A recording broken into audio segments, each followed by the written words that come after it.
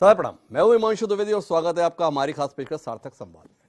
सार्थक संवाद के तहत आज हम उत्तराखंड की राजधानी देहरादून में हैं, जहां एक करिश्माई शख्स हमारे साथ में है। करिश्माई शख्स इसलिए नहीं है कि वह इस राज्य के मुख्यमंत्री हैं।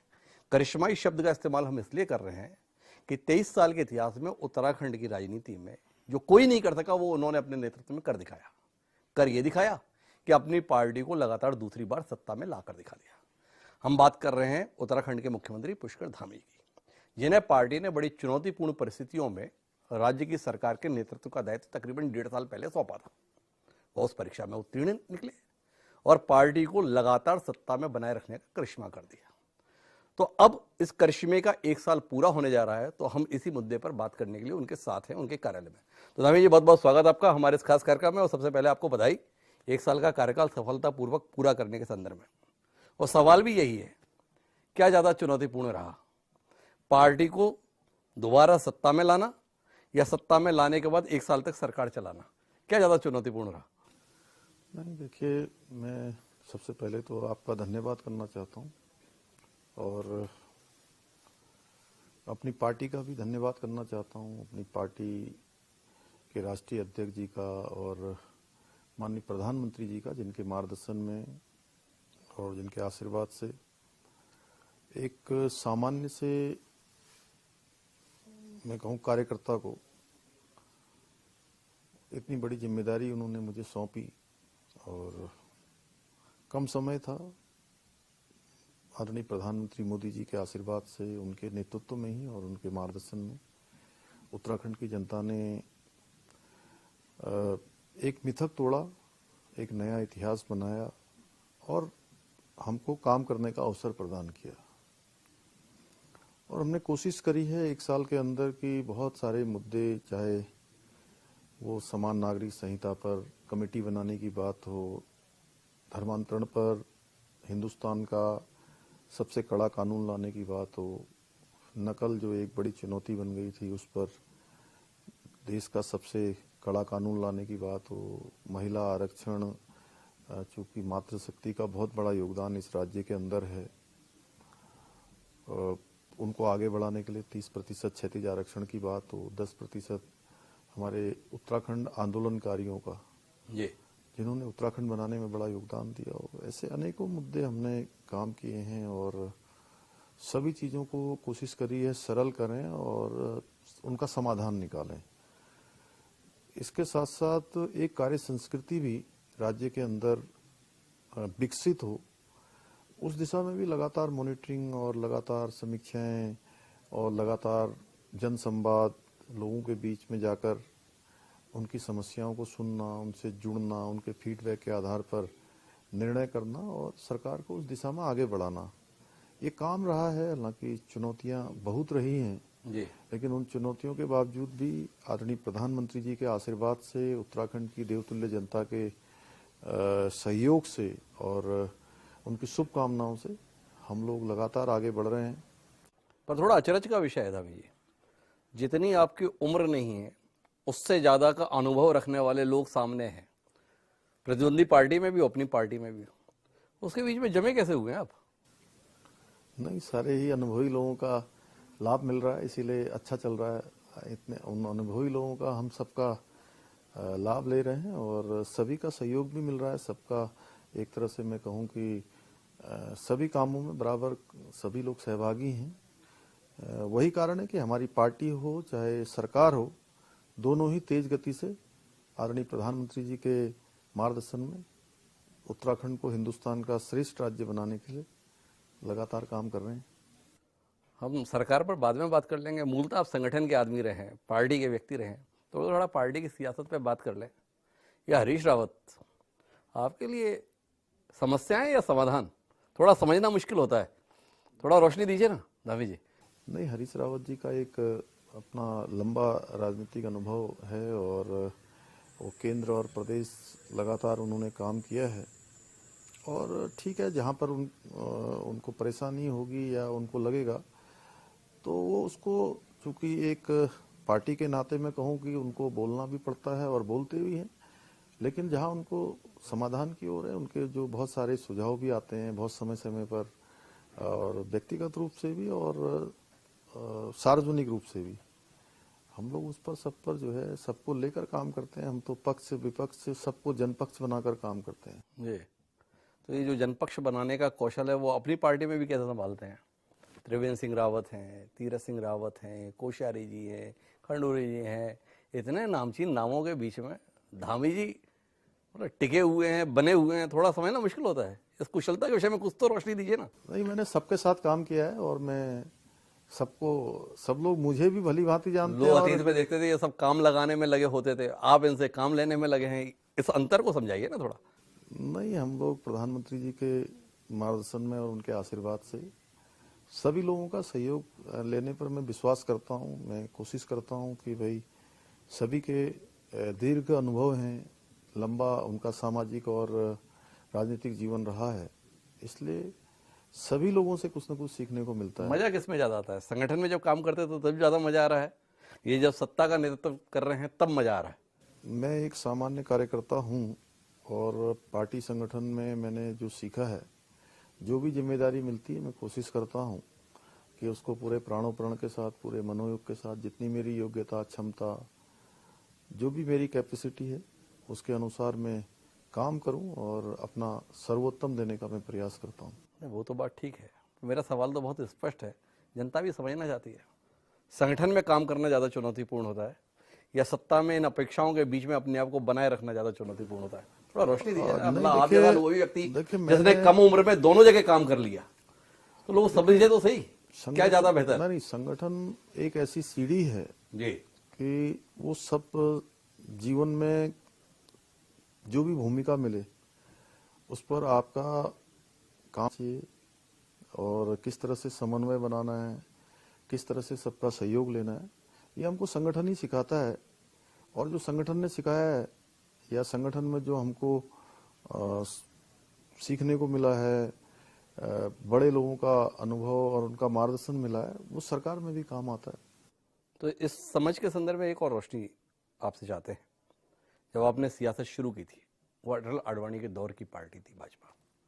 अब जब आप अपनी राजनीति के चरम बिंदु पर दिखाई देते हैं, पार्टी भी जबरदस्त ऊंचाई पर दिखाई देती है, ये नरेंद्र मोदी अमित शाह के दौर की भाजपा है।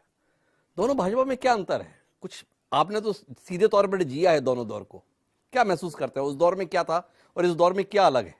देखिए, आज चूंकि मैं तब बहुत मैं विद्यार्थी कार्यकर्ता था जी। अटल जी का, आडवाणी जी का जब चरम पर दौर चल रहा था जी। वह दौर भी एक दौर था और यह दौर एक अलग दौर है। इस दौर में आज भारतीय जनता पार्टी मोदी जी के नेतृत्व में केवल भारत की ही नहीं, दुनिया की सबसे बड़ी पार्टी बन गई है। और मोदी जी के नेतृत्व में एक ऐसा हिंदुस्तान बन रहा है, एक ऐसा भारत बन रहा है जो भारत पूरी दुनिया को अब दिशा देने का भी काम कर रहा है। एक समय था जब वैश्विक मंचों पर भारत अपनी बात भी नहीं कह पाता था, कोई उसको गंभीरता से नहीं लेता था। पिछलग्गू भारत और दब्बू भारत की हमारी छवि बन गई थी।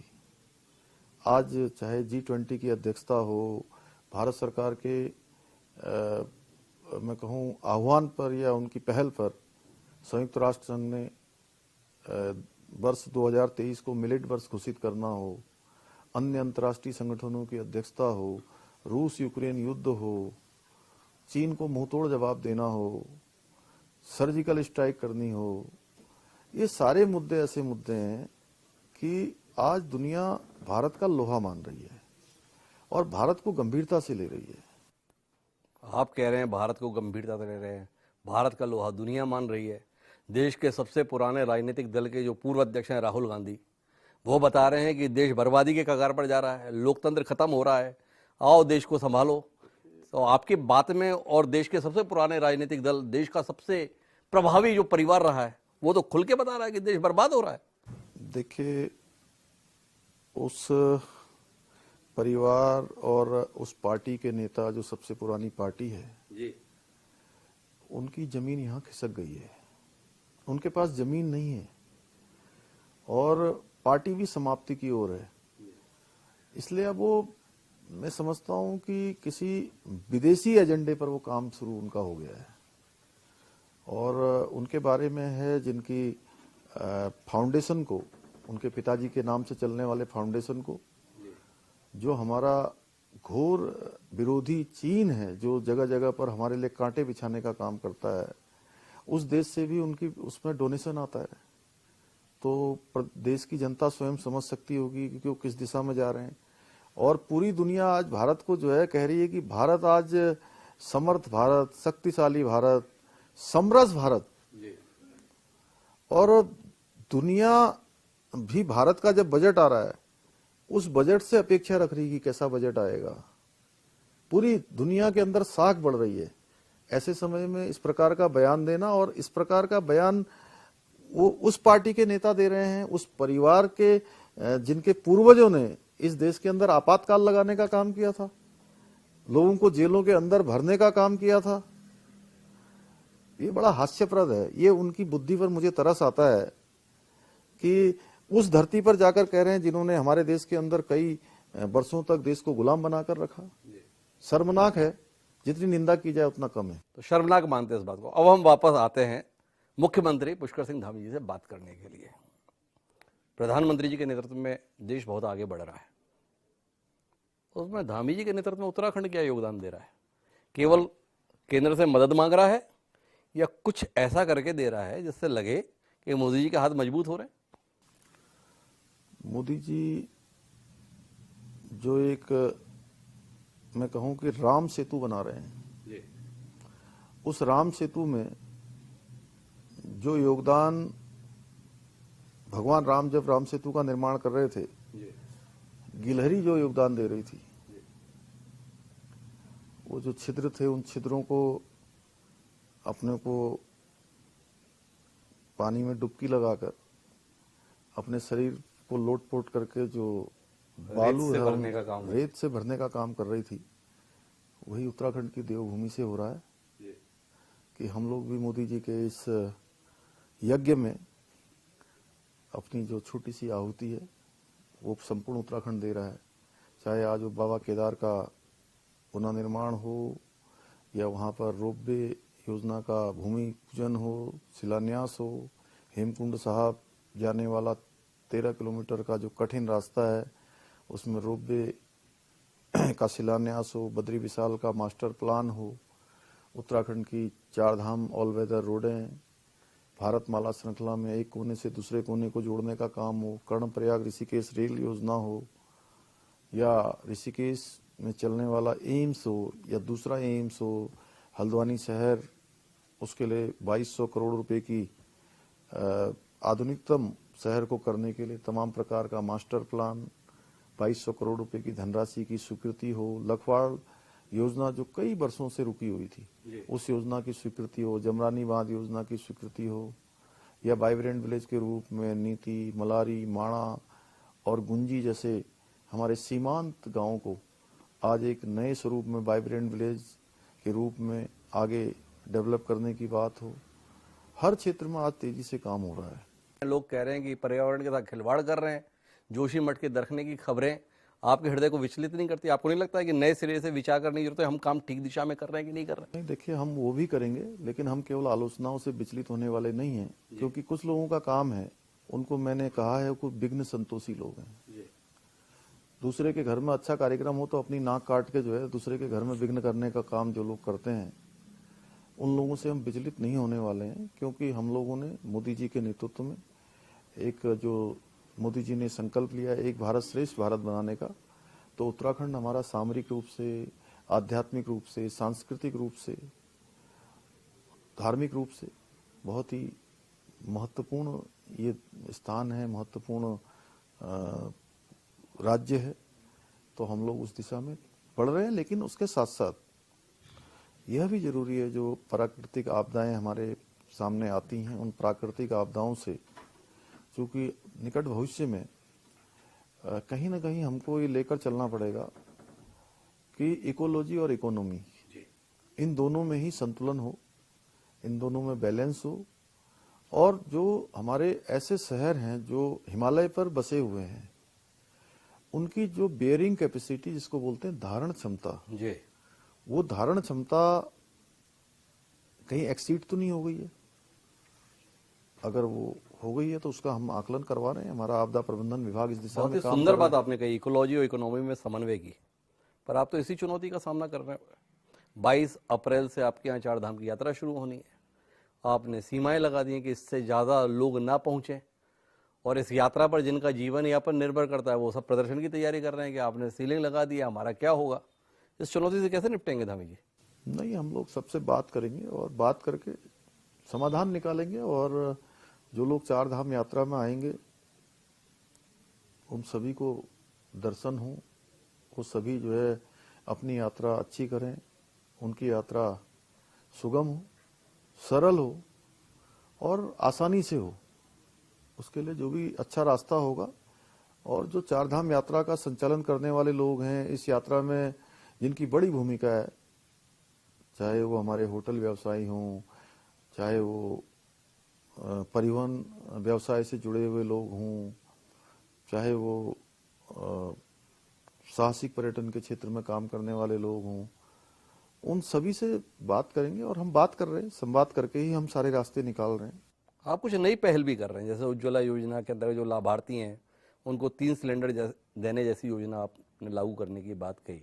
लागू कर दी है। पर मेरा सवाल आपसे ये है कि आप तो अब पार्टी के एक प्रमुख चेहरे में तब्दील हो गए हैं। ये केवल उत्तराखंड के लिए, आपको नहीं लगता है कि ये पूरे देश के लिए होना चाहिए? क्या पार्टी या सरकार के मौके पर जब आपको मंच मिलते हैं तो ये बात लेकर जाने का कोई इरादा आप करें कि उत्तराखंड की पहल पूरे देश के लिए नजीर बननी चाहिए? नहीं, देखिए, जो हम लोग भी करते हैं, हमारा कोई अलग से कोई ऐसा एजेंडा नहीं होता है। ये हमारी पार्टी की ही सोच होती है, जो विभिन्न राज्यों में राज्य अपने अपने वहाँ के संसाधनों की उपलब्धता के आधार पर निर्णय लेते हैं। हमने निर्णय लिया क्योंकि यहाँ पर हमारे 1,76,000 परिवार जिनके अंत्योदय के कार्ड धारक हैं, बहुत गरीबी में जीवन जीते हैं, तो उनको 3 सिलेंडर हम लोग साल भर में रिफिल करके भेजेंगे। पिछले वर्ष से हमने ये योजना प्रारंभ की थी, जिसमें पिछले साल भी हमने बजट में प्रावधान किया था, और इस बार भी 55 करोड़ रुपए की धनराशि का हमने प्रावधान किया है। और हमारे बाद गुजरात भी जो है वहाँ पर अब इस पर सब्सिडी दे रहा है। गुजरात राज्य ने भी प्रारंभ किया है। मैं समझता हूँ तो हमने गांधी जी को ऐसे ही करिश्माई नेता नहीं कहा था। पूरे देश में गुजरात मॉडल को फॉलो किया जाता है। यहाँ पर बताया गया उत्तराखंड ने पहल की, गुजरात उसे फॉलो किया। एक और आपने बड़ा तेवर वाला फैसला लिया था समान नागरिक संहिता लागू करने के संदर्भ में। साल भर पूरा आना है, अभी तक कमेटी चल रही है। कानून कब बन रहा है? देखिए, वो जरा चूंकि एक बहुत ही महत्व का विषय है और इसकी देश भर में लंबे समय से मांग रही है, इसलिए इसकी शुरुआत भी हमने करी। कमेटी ने काफी काम कर लिया है। कई लाखों, 3 लाख से भी ज्यादा लोगों से उन्होंने उनके सुझाव आए हैं, उनकी बातें आई हैं, जगह जगह स्टेक होल्डरों से बात करी है। और जो हमारा संकल्प है वो तो देवभूमि उत्तराखंड की जनता ने उस पर अपना मैंडेट दिया है हमको जी। तो जल्दी ही इसीलिए उसको मेरा लागू सवाल करेंगे। है कि कब तक कमेटी रहेगी, कानून कब तक आएगा? पहले साल की पूर्ति पर हम बधाई देने आए हैं, इसी साल आ जाएगा। तो दूसरा साल जब तक पूरा होगा उससे पहले ये कानून हमें देखने को मिल जाएगा। निश्चित रूप से। तो एक बड़ी घोषणा इस साक्षात्कार में मुख्यमंत्री कर रहे हैं कि दूसरा साल जो सरकार पूरा करेगी उससे पहले समान नागरिक संहिता का कानून उत्तराखंड में लागू हो जाएगा। अब आखिरी दौर की बातचीत पर आते हैं। जानना ये चाहते हैं कि एक राजधानी के संदर्भ में स्वरूप को लेकर हमेशा बात होती है। देहरादून को लेकर क्या सोचते हैं आप? देहरादून को एक राजधानी के तौर पे जो स्वरूप मिलना चाहिए, क्या कुछ और करने की जरूरत आप महसूस कर रहे हैं जिससे एक परिपक्व राजधानी का स्वरूप बन पाए? नहीं, देखिए, यहाँ पर चूंकि आने वाले समय में दिल्ली देहरादून एलिवेटेड रोड, इसका निर्माण कार्य तेजी से चल रहा है और 2024 आते आते पूरा काम हो जाएगा। और तब दिल्ली से देहरादून आने में 2 से 2.5 घंटा का कुल समय लगेगा। तो उसके हिसाब से चूंकि यहाँ पर ट्रैफिक की व्यवस्था है, यहाँ पार्किंग की व्यवस्था है, यहाँ का एकोमोडेशन है, होटल हैं, उस पर सब में जो है बहुत भीड़ होने वाली है, बहुत संख्या अधिक होने वाली है। उसके हिसाब से एक नए मास्टर प्लान की भी जरूरत है, यहाँ रिंग रोड की भी जरूरत है, यहाँ पर लॉजिस्टिक पार्क की भी जरूरत है। निकट भविष्य में हम मेट्रो भी यहाँ लाने वाले हैं। तो उसके हम प्रबंधन कर रहे हैं आगे को लेकर कि देहरादून का अपना एक महत्व है और देहरादून दुनिया के प्रमुख शहरों में से एक शहर है भारतवर्ष के साथ साथ, क्योंकि यहाँ पर भारत सरकार के भी अनेकों महत्वपूर्ण संस्थान यहाँ पर हैं।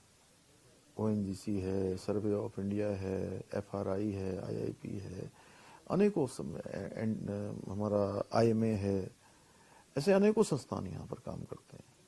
तो इसलिए इस शहर का स्वरूप भी बना रहे और निकट भविष्य में जो आने वाली हमारे सामने चुनौती है, उस चुनौती का भी हम लोग ठीक प्रकार से सामना कर पाए। तो उसको लेके एक पूरा काम कर रहे हैं। आप हर क्षेत्र में काम कर रहे हैं, पर एक विषय पर सवालों के घेरे में, वो है कानून व्यवस्था के मसले पर। कांग्रेस पार्टी, विपक्षी लगातार कह रहे हैं धामी जी से बाकी सब तो हो रहा है, पर कानून व्यवस्था नहीं संभल रही। इत्तेफाक रखते हैं इससे या वही समस्या है? देखिए, ऐसा है, कांग्रेस पार्टी यहाँ पर पहली बार हुआ है कि एक मिथक टूटा है, एक नया इतिहास बना है। इसलिए कांग्रेस पार्टी की अपनी जो जमीन है वो है नहीं नीचे। अब उनको कुछ न कुछ तो कहना है, विपक्ष में है तो उनके पास कोई मुद्दा नहीं है, इसलिए कभी कानून व्यवस्था का मुद्दा उठता है, कभी नकल का मुद्दा उठा देते हैं, कभी किसी और मुद्दा उठा देते हैं। मुद्दे उठाते रहते हैं, लेकिन जो भी मुद्दे उठाते हैं हम उसका समाधान करते हैं। मैं उनको भी धन्यवाद करना चाहता हूं, समय समय पर वो जो मुद्दे उठाते हैं हम उनको बहुत भली भांति बता देते हैं। और अच्छा ये होता है कि कांग्रेस मुद्दा उठाती है, हम पूरी जनता को भी बता देते हैं। ये बताइए, आपने कहा कांग्रेस की जमीन नहीं रही, पर कांग्रेसियों को जमीन देने के मामले में आप लोग बड़े उदार हैं। भारतीय जनता पार्टी उत्तराखंड में जितने कांग्रेसियों को आत्मसात करने के लिए लालायत रहती, कमाल है। तो अभी भी उतने ही उदार रहने वाले हैं, अपने दरवाजे ऐसे ही खोल के रखने वाले हैं, या अब बंद करेंगे कांग्रेसियों के लिए? क्या है इरादा आपका? देखिए, आज मैंने पहले ही कहा कि आज पार्टी दुनिया की सबसे बड़ी पार्टी बन गई है जी। तो निश्चित रूप से जो चीजें हैं उसमें पार्टी का विस्तार हुआ है, तो उसमें लोग भी आए हैं और आते हैं और फिर वापस चले जाते हैं। तो नेता प्रतिपक्ष भी आप अपने यहीं से दे देते हैं। तो ये कौन सा सियासत रच रहे हैं आप? मतलब भाजपा ही मुख्यमंत्री है, पूर्व भाजपा ही जो है वो नेता प्रतिपक्ष है, भारतीय जनता कौन सी सियासत है? भारतीय जनता पार्टी देखिए संगठन बेस्ड पार्टी है जी। इसमें बूथ अध्यक्ष से लेकर पन्ना प्रमुख तक की व्यवस्था है जी। और पार्टी निरंतर गति से आगे बढ़ रही है। लोग आ भी रहे हैं और कुछ जा भी रहे हैं, तो बहुत ज्यादा उसका कोई वो नहीं है। तो बतौर सरकार प्रमुख आखिरी सवाल मेरा, जितनी मेहनत, जितनी मशक्कत के साथ आप लगे हुए हैं, संगठन बराबरी से कदमताल कर पा रहा है या संगठन कहीं हाफ जाता है? नहीं, संगठन और हमारे सभी कार्यकर्ता पूरे जोश के साथ लगे हुए हैं और अभी आपने देखा होगा पूरे प्रदेश में कोई भी कार्यक्रम देते हैं और निकट भविष्य के लिए पूरी तरह से हमारा संगठन तैयार है, नए कलेवर में है, नए जोश में है, नई ऊर्जा के साथ है।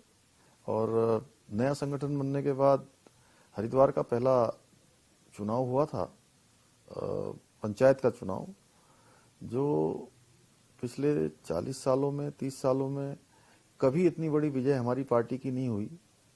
ग्राम प्रधान से लेकर सारे ब्लॉक प्रमुख, जिला पंचायत के उपाध्यक्ष, अध्यक्ष सारे निर्विरोध बने हैं। तो संगठन और सरकार दोनों साथ साथ हैं।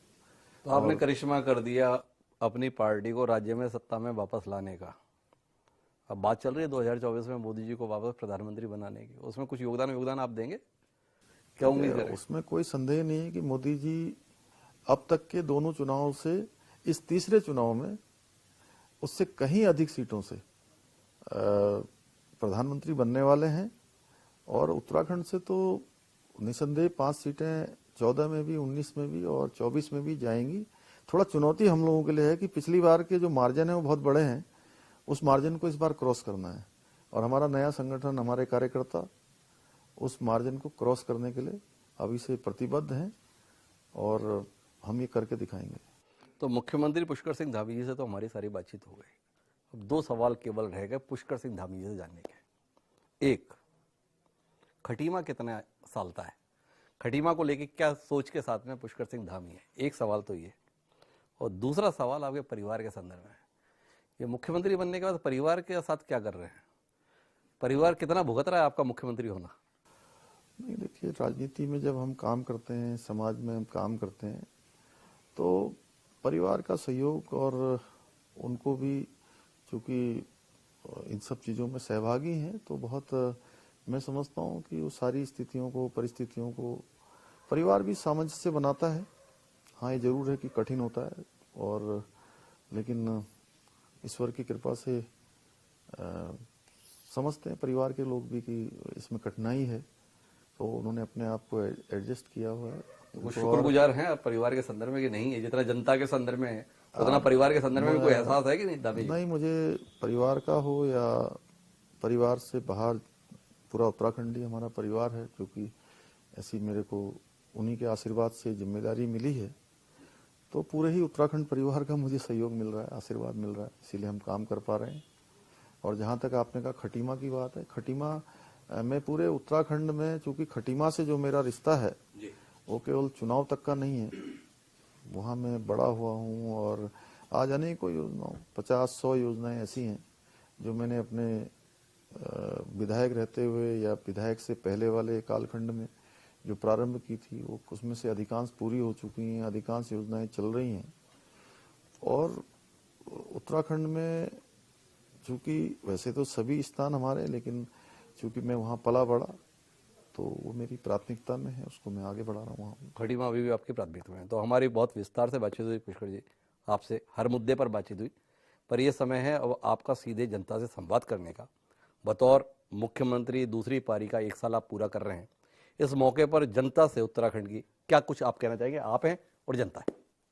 नहीं, मैं देवतुल्य जनता का सबसे पहले तो उनका आभार व्यक्त करता हूँ, धन्यवाद करता हूँ कि आप सब लोगों के आशीर्वाद से, आपकी शुभकामनाओं से आपने मुझे काम करने का अवसर प्रदान किया है। अपने आदरणीय प्रधानमंत्री मोदी जी का भी धन्यवाद करता हूँ कि उनको हमने जो भी काम, जो भी यहाँ के लिए निवेदन किया है, हर चीज़ में आपने हम लोगों को अपना आशीर्वाद प्रदान किया है। अनेकों योजनाएं जिनके बारे में हम केवल सोचते थे, लेकिन वो योजनाएं धरातल पर नहीं उतरती थी, उन सब योजनाओं को भी स्वीकृति प्रदान की है।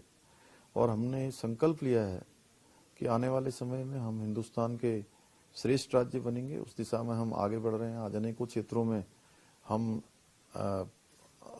देश के अग्रणी राज्यों में शामिल हो रहे हैं, और साथ ही साथ जो हमने अभी इस बार का सामान्य बजट है, आम बजट है, हर वर्ग के लिए उस बजट में प्रावधान किया है, जिससे कि हमारा राज्य आगे बढ़े। और आदरणीय प्रधानमंत्री जी ने बाबा केदार की भूमि से जो कहा था कि 21वीं सदी का ये तीसरा दशक उत्तराखंड का दशक होगा, उस दशक को बनाने के लिए हम सभी को आगे आना होगा।